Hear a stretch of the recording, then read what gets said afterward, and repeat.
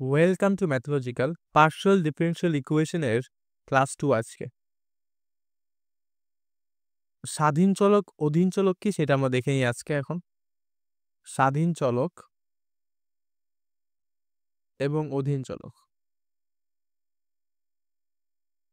স্বাধীন চলককে আমরা অনির্ভরশীল চলকও বলে থাকি, অধীন চলককে আমরা নির্ভরশীল চলকও বলি। দেখ, তো এখানে আমরা একটা ফাংশন লিখি f of x equals to y।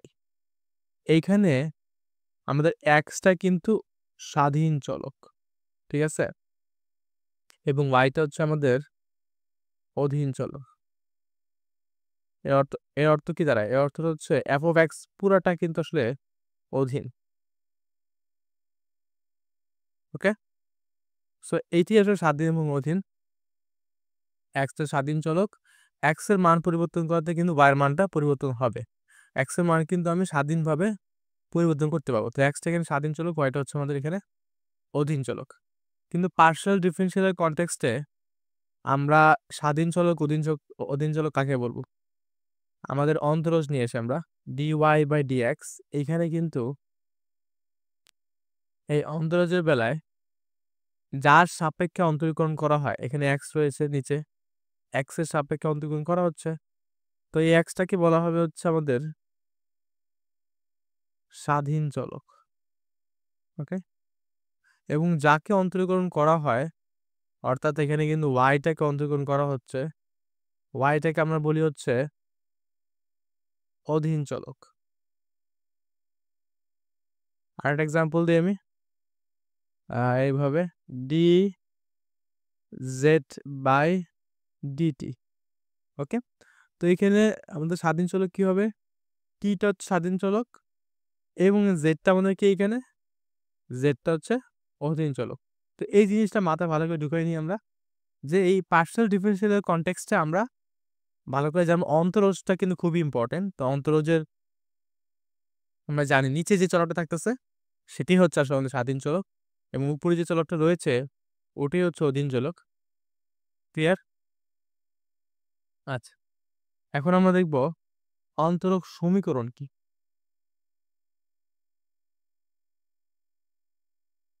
অন্তরক সমীকরণ বা ডিফারেনশিয়াল ইকুয়েশন। ডিফারেনশিয়াল ইকুয়েশন, ঠিক আছে। সো এটা শেখানোর আগে আমি কয়েকটা জিনিস দেখাই দিই। আমাদের বীজগাণিতিক সমীকরণ কোনটা? বীজগাণিতিক সমীকরণ, এবং তোমরা হয়তোবা অনেকেই শুনেছো তুরীয় সমীকরণ। এটা আমাদের থার্ড ইয়ারে লিনিয়ার প্রোগ্রামিং এ এই এর কথা বলা হয়েছে, তুরীয় সমীকরণ। বীজগাণিতিক সমীকরণের এক্সাম্পল দেখাই আমি। ধরো x² plus twice x plus 3 equals to 0, বা 5x প্লাস 2 ইকুয়ালস টু 0। হ্যাঁ, এগুলো সবই হচ্ছে কি আমাদের বীজগাণিতীয় সমীকরণ, বা 2 to the power x equals to 0।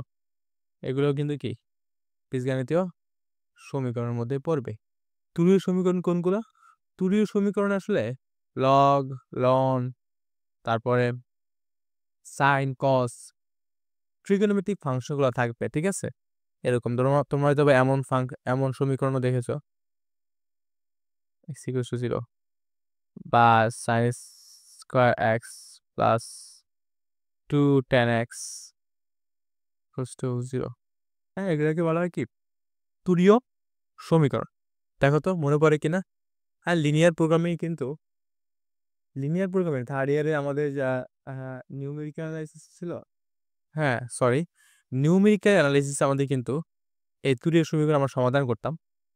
যে কোনো টাইপের সমীকরণ, সেটা বীজগাণিতিক হোক বা তুরীয় হোক, কিভাবে সমাধান করতে হয় আমরা সেটা শিখতাম নিউমেরিক্যাল অ্যানালাইসিসে। ওকে, আমি ভুলে লিনিয়ার প্রোগ্রামিং বলছি। আচ্ছা, তাহলে এইগুলো হচ্ছে আমাদের তুরীয় সমীকরণ, এগুলো হচ্ছে আমাদের বীজগাণিতিক সমীকরণ। ওকে, তাহলে অন্তরক সমীকরণ বা ডিফারেনশিয়াল ইকুয়েশনটা কি? অন্তরক সমীকরণ বা ডিফারেনশিয়াল ইকুয়েশনটা কি? খুব সহজভাবে আমি বলে দিই এখানে ইনফর্মাল ভাষায় যে সমীকরণে এই অন্তরজ থাকবে ওই সমীকরণকে বলা হবে অন্তরক সমীকরণ। ঠিক আছে? সহজ কথা। তো যে সমীকরণ কি থাকবে? অন্তরজ থাকবে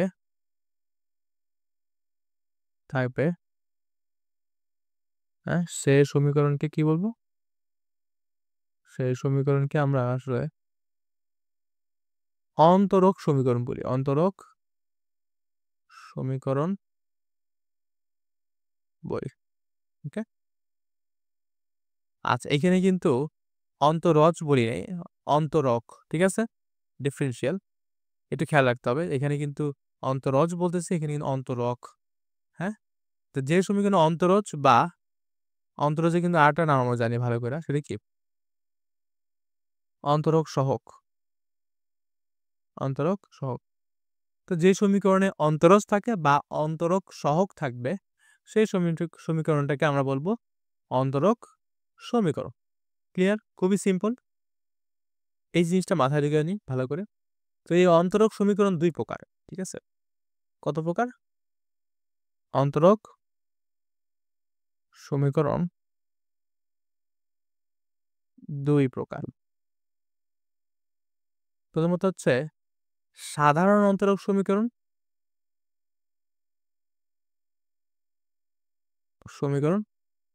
এবং আমাদের আরেকটা হচ্ছে আংশিক অন্তরক সমীকরণ। আংশিক অন্তরক সমীকরণ। তফাৎটা কোথায় আমি বলে দিই। তো সাধারণ অন্তরক সমীকরণে আমাদের সাধারণ অন্তরজ থাকবে। সহজ কথা। সাধারণ অন্তরজ থাকবে সাধারণ অন্তরক সমীকরণে। এবং আংশিক অন্তরক সমীকরণে আমাদের কি থাকবে? আংশিক অন্তরজ থাকবে। As simple as that. ঠিক আছে? তাহলে আমাদের পার্শিয়াল ডিফারেনশিয়াল ইকুয়েশন কিন্তু কি নিয়ে? অবভিয়াসলি আমাদের কোর্সের নামই হচ্ছে কিন্তু আংশিক অন্তরক সমীকরণ। তাই না? এবং সেকেন্ড ইয়ার যেটা পড়ছিলাম আমরা সেটা কি? সাধারণ অন্তরক সমীকরণ বা ODE। সো এটাকে আমরা শর্টকাটে বলি PDE এবং এটাকে আমরা শর্টকাটে বলি ODE। ঠিক আছে? আচ্ছা, এটাই বেসিক। আমাদের আমরা সামনে গিয়ে আরেকটু ডিটেইলসে জানবো। আমরা সাধারণ অন্তরক সমীকরণের সংজ্ঞাটা জানতে যাব না। আমরা ফর্মাল যে ডেফিনিশনটা আংশিক অন্তরক সমীকরণে সেই ফর্মাল ডেফিনিশনটা জানবো। ঠিক আছে? এটা তো ইনফর্মাল ডেফিনিশন যে সাধারণ অন্তরক সমীকরণে কি থাকে? সাধারণ অন্তরজ থাকে এবং আংশিক অন্তরক সমীকরণে কি থাকে? আংশিক অন্তরজ থাকে। ক্লিয়ার? তাহলে আমি কিছুটা কাজ করি, কিছু এক্সাম্পল দিয়ে দিই আমি। দেখো, এক্সাম্পলটা আমি এখানে নিয়ে আসি এক্সাম্পলটা। এখানে দাঁড়াও। চ্যাপ্টার 1 থেকে আমাদের এক্সাম্পল দরকার। আচ্ছা, এটা হচ্ছে আমাদের PDF নোট। যারা সম্পূর্ণ কোর্স যারা কিনতে চায়, আমাদের তো পেইড কোর্স। ঠিক আছে? তারা কিন্তু ঠিক এমন একটা নোট পাবে। আমি যা, যা পড়াইছি সব কিন্তু এখানে নোট আকারে থাকবে। সুন্দর করে বেসিকগুলো থাকবে নোট আকারে এবং যতটুকু পড়তে হবে ততটুকু লেখা আছে এখানে। ঠিক আছে? এবং আশেপাশে একটু হালকা ডিটেইলসে লেখা আছে যেন পুরা সাবজেক্টটা আমি ভালো করে বুঝতে পারি। ঠিক আছে? এবং এখানে আমাদের প্রত্যেকটা ম্যাথ সুন্দর করে করা থাকবে এবং আমরা এখানে এটাও দাগায় দেই যে কোন ম্যাথটা কত সালে আসছে। লাইক এইটা কিন্তু 19 সালে, 21 সালে এবং 17 সালে এসেছে। কত মার্কের জন্য এসেছে সেটা আমরা ডট দিয়ে বুঝি। ডট মানে বোঝা হচ্ছে 5 মার্কের জন্য এসেছে। আর যদি এখানে টিক থাকতো, এরকম একটা টিক মার্ক থাকতো তাহলে আমরা বুঝতাম যে ওইটা 10 মার্কের জন্য এসেছে। ঠিক আছে? আর যদি কিছুই না থাকে তার মানে ওটা খ বিভাগে আসে, তার মানে 4 মার্কের জন্য আসে। ক্লিয়ার? তার মানে এখানে এক্সাম্পল 6 টা আসলে গ বিভাগে আসে 5 মার্কের জন্য। সো এই বিষয়গুলো কিন্তু আমরা খুব ভালো করে দিয়ে দিই এবং এরকম কোয়েশ্চেনগুলো এরকম সব আ স্ক্যান করা এবং পুরো নোটটাই কিন্তু গ্রাফিক ট্যাবলেটে লেখা। এখন আমি যেটা ইউজ করে লিখতেছি এটা দিয়ে লেখা। সো এখানে কোনো ভুল হইলে আমি এটা তাৎক্ষণিক ফিক্স করে দিতে পারবো। তো সবাই কিন্তু এটা ফিক্সডই পাবে। তো যারা কোর্স নিতে চাও তারা আমাদের সাথে যোগাযোগ করতে পারো। এবং লাস্টে কিন্তু আমাদের ক বিভাগের কোশ্চেনগুলো থাকবে, মোস্ট ইম্পর্টেন্ট কোশ্চেনগুলো ক বিভাগে, ঠিক আছে? এই যে এখানে ক বিভাগের কোশ্চেনগুলো রয়েছে, এই যে, ওকে? তো কোনো সংজ্ঞা যদি অনেক কঠিন হয়ে যায় তখন কিন্তু আমরা সংজ্ঞাটা চেঞ্জ করে দিই, আমাদের মতো করে সংজ্ঞাটা আমরা দিই এখানে। এই যে এখানে সব ক বিভাগের কোশ্চেন, ওকে? তো প্রত্যেকটা চ্যাপ্টারের জন্য একটা করে পিডিএফ থাকবে, এরকম গুছানো পিডিএফ থাকবে। আচ্ছা, তাহলে আমরা কিছু এক্সাম্পল আমরা দেখে ফেলি এখানে, ওকে?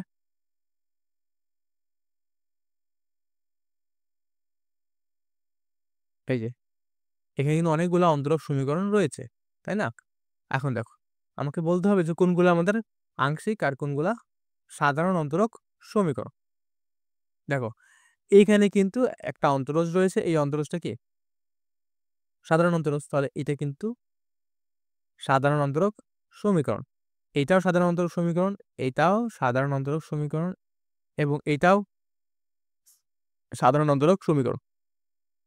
এই চারটাই কিন্তু সাধারণ অন্তরক সমীকরণ, তাই না?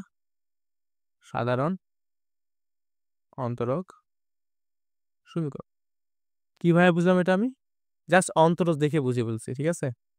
জাস্ট অন্তরজ দেখে আমি বুঝিয়ে ফেলছি যে এগুলো হচ্ছে আমাদের সাধারণ অন্তরক সমীকরণ। দেখো, সব ডিডি আছে এখানে, কোনো ডেল নাই, ওকে? হ্যাঁ, আংশিক অন্তরজ নাই, সব ডেল, কোনো ডেল নাই, শুধু ডিডি আছে এখানে। এখন এই যে এখানে খেয়াল করে দেখো, এখানে কিন্তু ডেল ডেল আছে, খেয়াল করছো? এখানেও ডেল রয়েছে, এখানেও ডেল রয়েছে। তাহলে এই দুইটা কিন্তু আমাদের আংশিক অন্তরক সমীকরণ, আংশিক অন্তরক সমীকরণ, সমীকরণ। হ্যাঁ, এটা কি হবে বলতো? এটা কিন্তু শুধুমাত্র ডিএক্স রয়েছে, এটা কিন্তু সাধারণ অন্তরক সমীকরণ, ওকে? সাধারণ অন্তরক। যারা এটা বুঝো না যে শুধু ডিএক্স দ্বারা কি বোঝায়, এটা আমরা সামনের ক্লাসগুলোতে বুঝাই দিব। একসাথে এত বেসিক পড়লে আসলে মাথায় ঘুরে যায়, তো এই জন্য আস্তে আস্তে পড়াবো এগুলো। সাধারণ অন্তরক সমীকরণ, এটা সাধারণ অন্তরক সমীকরণ। তো আমরা এখানে একটু অবজার্ভ করব কিছু বিষয়, এখানে একটু ভালো করে দেখি আমরা অবজারভেশনটা। দেখো, এই যে আমাদের প্রথম যেই সমীকরণটা রয়েছে সাধারণ অন্তরক সমীকরণ, এখানে কে কে বলতে পারবে আসলে আমাদের স্বাধীন চলক কোনটা, অধীন চলক কোনটা? ঠিক আছে, এখানে কিন্তু আমাদের স্বাধীন চলক কিন্তু আমাদের এক্স, তাই না? স্বাধীন চলক এক্স এবং অধীন চলক কোনটা? ওয়াই। তার মানে এখানে স্বাধীন হচ্ছে আমাদের এক্স এবং অধীন কোনটা আমাদের এখানে? ওয়াই, তাই না? হ্যাঁ, এখানেও দেখো তো দ্বিতীয় দ্বিতীয় নম্বর সমীকরণে, এইটাতে এইটাতে কিন্তু স্বাধীন হচ্ছে আমাদের এক্স, অধীন কোনটা? অধীন কিন্তু ওয়াই, সেম এরকমই। আর থার্ডটাতে দেখি আমরা, এখানে স্বাধীন কিন্তু আমাদের টি এবং অধীন চলক কিন্তু আমাদের এক্স। এখানে কিন্তু অধীন চলক এক্স 3 নাম্বারটাতে, খেয়াল করতেছি আমরা একটু। দেখো, এই যে এক্স রয়েছে, অধীন চলক, টিটা কি আমাদের এখানে স্বাধীন চলক। তো এইগুলা কিন্তু আমরা এইভাবেই স্বাধীন চলক এবং অধীন চলকটা আইডেন্টিফাই করি। তো এখানে আমাদের ওয়াই হচ্ছে অধীন চলক, এক্স হচ্ছে আমাদের এখানে স্বাধীন চলক। কিন্তু এই আংশিকের বেলায় দেখো তোমরা একটু খেয়াল করে, আংশিকের ক্ষেত্রে স্বাধীন চলক কয়টা? দুইটা না? এক্স স্বাধীন চলক, ওয়াইও স্বাধীন চলক। তাহলে এখানে স্বাধীন চলক কিন্তু দুইটা, স্বাধীন চলক দুটি, না এক্স এন্ড ওয়াই। এবং অধীন চলক কয়টা এখানে? অধীন চলক কিন্তু একটা মাত্র, জাস্ট জেডটাই কিন্তু এখানে অধীন চলক, তাই না? আর নিচে খেয়াল করে দেখি তো, এখানে এক্স ওয়াই জেড তিনটা হচ্ছে আমাদের এখানে স্বাধীন চলক, তাই না? আর অধীন চলক কয়টা? একটা। তো এখান থেকে তোমরা কি বুঝতে পারলা? যে আমাদের আংশিক অন্তরক সমীকরণে একাধিক স্বাধীন চলক থাকে, তাই না? মিনিমাম দুইটা থাকতেছে, খেয়াল করে দেখছিলাম আমরা, মিনিমাম দুইটা স্বাধীন চলক থাকতেইছে আংশিক অন্তরক সমীকরণ। তোমরা এটা গিয়ে আংশিক অন্তরক সমীকরণের যে ডেফিনিশন, সেখানে গিয়ে তোমরা পাবা। ডেফিনিশনের পরে যে আমরা আবার এগুলো আমি ক্লিয়ার করি, ওকে? আচ্ছা, এখানে আমি আরো কিছু কথা বলতে চাই, সেটা হচ্ছে এই যে আমি বললাম, এটা কিন্তু একটা কি, এটা হচ্ছে আমাদের একটা অন্তরজ, তাই না? দাঁড়াও মার্ক করি, এইটা হচ্ছে আমাদের অন্তরজ। তো এটা কেমন অন্তরজ, এটা আমি অনেক স্পেসিফিক্যালি বলতে পারবো। কিভাবে? দেখো, বিভিন্ন নামে রাখতে পারবো এটাকে, খেয়াল করে দেখো একটু তোমরা। এটা কিন্তু তোমার একটা কি, এক ক্রমের না? এটা এক ক্রমের কিন্তু একটা অন্তরজ খেয়াল করে দেখি এবং এটা কিন্তু এক মাত্রারও একটা অন্তরজ, তাই না? আমরা কিন্তু অন্তরজের মাত্রা, ক্রম সব জানি এবং এটা কিন্তু y যেহেতু অধীনচলক, এটা কিন্তু y এর অন্তরজ বলা হয়। আমরা কিন্তু শিখছি এটা, হ্যাঁ? তাহলে এক ক্রমের এক মাত্রার y এর কি সাধারণ অন্তরজ, তাই না? সাধারণ অন্তরজ। আশা করি ব্যাপারটা বুঝতে পারছি। এটা কি এক ক্রমের এক মাত্রার y এর সাধারণ অন্তরজ। তাহলে এটা কি হবে? এইটা? এটা হচ্ছে ২ ক্রমের এক মাত্রার y এর সাধারণ অন্তরজ, তাই না? সাধারণ অন্তরজ। Make sense? আচ্ছা। এখন আমরা এই যে এই আংশিকেরটা দেখি একটু এক্সাম্পল হিসেবে। এক্সাম্পল হিসেবে আংশিকটা দেখি আমরা এখন। দেখো এইখানে ধরো আমরা এটা নিলাম এবং এটা নিয়ে বলবো আমরা। এইটাকে কি বলা যায়? এটা হচ্ছে এক ক্রমের অবশ্যই যেহেতু একবার অন্তরীকরণ করা হচ্ছে x এর সাপেক্ষে এবং কত মাত্রার? এক মাত্রার এটা z এর আংশিক অন্তরজ, তাই না? সাধারণ অন্তরজ নয়, এটা হচ্ছে আংশিক অন্তরজ।